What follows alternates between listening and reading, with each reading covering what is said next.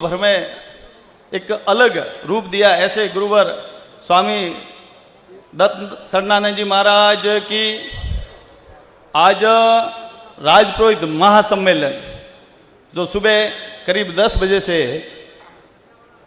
जिसका आगाज हुआ गुरु वंदना के साथ में, और लगभग मनसासीन अतिथि और सभी वक्ताओं ने अपने विचार रखे। और जब समाज इस समय इकट्ठा होता है तो समाज हमें कोई नई दिशा दिखाने के लिए, कोई बात करने के लिए, बात रखने के लिए इस मंच को भी देता है।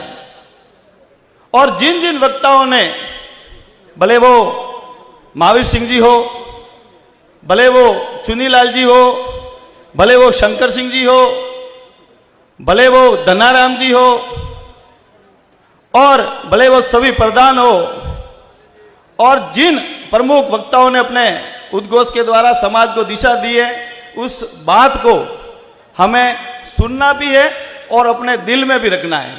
मैं पहले तो सबसे पहले आयोजक कमेटी को बधाई दूंगा, जिन्होंने एक कम समय में सुंदर आयोजन राजपुरोहित समाज के नाम से, राजपुरोहित समाज जालोर और सांचौर जो एक ही जिला था, लेकिन अभी 1-2 जिले हैं, इस कारण से 2 नाम से रखा है। तो ये जालोर और सांचौर जिले का एक सम्मेलन में एक रूप दिया है। मैं सबसे पहले तो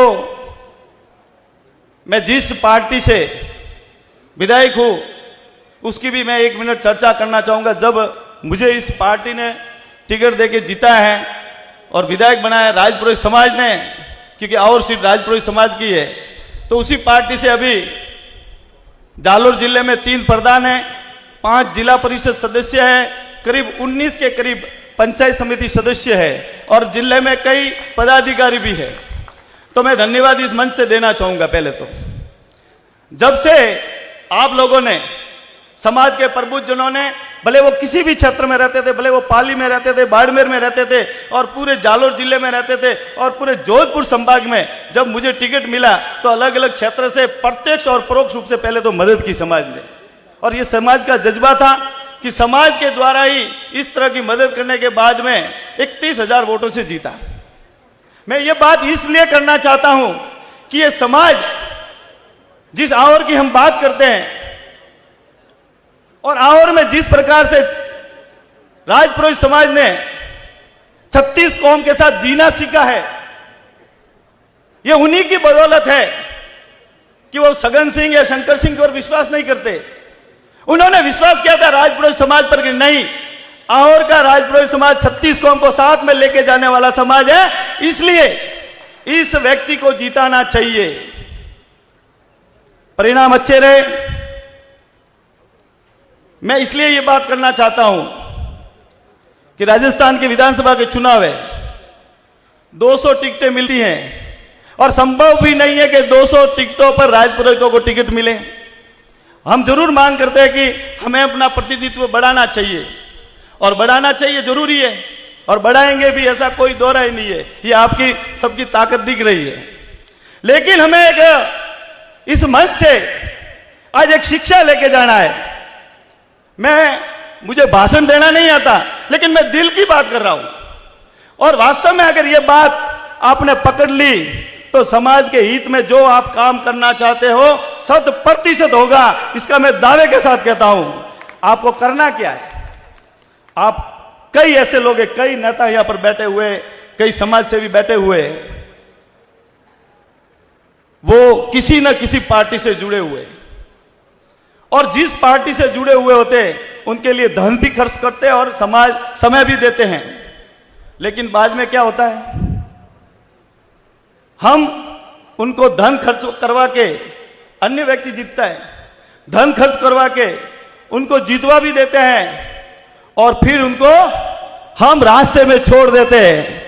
हम उनका विश्वास खो देते हैं, हम उनके साथ नहीं रहते हैं, क्योंकि जीतने के बाद आपको क्या लगता है कि हमने इनको जीता है, इसलिए हम अपने आप ये हमारे पीछे आएगा। लेकिन राजनीति में मित्र ऐसा नहीं है। जिस प्रकार से आप चुनाव में मदद करते हैं, उसी प्रकार से सतत रूप से उनके साथ रहे, और उनको यह विश्वास दिलाए कि राजपुर के जो राजनेता है, जो सक्रिय रूप से राजनीति में कार्यकर्ता रूप में काम करते हैं और काम करके जो जीत दिलवाई है, उसमें इनकी महती भूमिका है। इसलिए जब भी कोई काम होता है, भले वो राजनीतिक नियुक्तियों की बात हो, भले वो प्रदेश में कोई नेतृत्व की बात हो, भले राष्ट्रीय स्तर पर राष्ट्रीय पार्टियों में कोई नेतृत्व की बात हो, तो जब भी उनसे पूछा जाए, भले वो सांसद हो, भले वो विधायक हो, वो किसी जाति के भी हो सकते हैं, तो और उनके दिमाग में नाम आना चाहिए कि नहीं, मेरे साथ में इस राजपुरोहित समाज के इस बंधु ने पूरे तन मन और धन से मेरा सहयोग किया था और मुझे जीताने में अहम भूमिका निभाई थी, इसलिए इसका नाम मुझे देना चाहिए। और इस प्रकार से अपना नेतृत्व बढ़ेगा। और जब जब आप विश्वास बढ़ाओगे तो टिकट भी बढ़ेंगे। मैं 2 उदाहरण लेना चाहूंगा। 2 उदाहरण नाम के साथ भी दे सकता हूं, लेकिन मैं नाम के साथ नहीं दूंगा क्योंकि अभी विधानसभा के चुनाव नजदीक है। किसी को राजनीतिक फायदा भी हो सकता है, किसी को नुकसान भी हो सकता है। लेकिन मैं आपको कहना चाहूंगा कि जब हम नगर पालिका के चेयरमैन बन जाते हैं या प्रधान बन जाते हैं या सरपंच बन जाते हैं या डेलीगेट बन जाते हैं, क्या उसके बाद में हम बनने के बाद में 36 कौम के साथ अपना कैसा व्यवहार है, क्या उनके लिए हम काम कर रहे हैं, क्या नहीं कर रहे हैं। और इसका उदाहरण मैं देना चाहूंगा। एक चेयरमैन ने 36 कौम को साथ में लेकर काम किया। काम करने के बाद में जब पार्षदों ने मिलकर उनके खिलाफ अविश्वास लाने का प्रयास किया, सुनिए बहुत गंभीर विषय है, पार्षदों ने मिलकर, आजकल क्या राजनीतिक स्वार्थ होते हैं, सभी पार्षद उनके खुद के स्वार्थ सिद्ध नहीं होते तो अविश्वास लाने का प्रयास करते हैं, और सभी पार्षदों ने मिलकर अविश्वास लाने का प्रयास किया। सभी पार्षद एकजुट हो गए, लेकिन हुआ क्या, उस क्षेत्र के लोगों ने बाजार बंद करके पूरा विरोध किया। नहीं, हमारा चेयरमैन यही रहेगा, भले किसी भी सूरत में। पार्षदों को वापिस बैकफुट पे आना पड़ा और सरेंडर हुए और वो अविश्वास भी नहीं आया। एक दूसरी बात और कहना चाहूंगा, टिकट की बात, क्योंकि ये राजनीतिक मंच है। टिकट क्या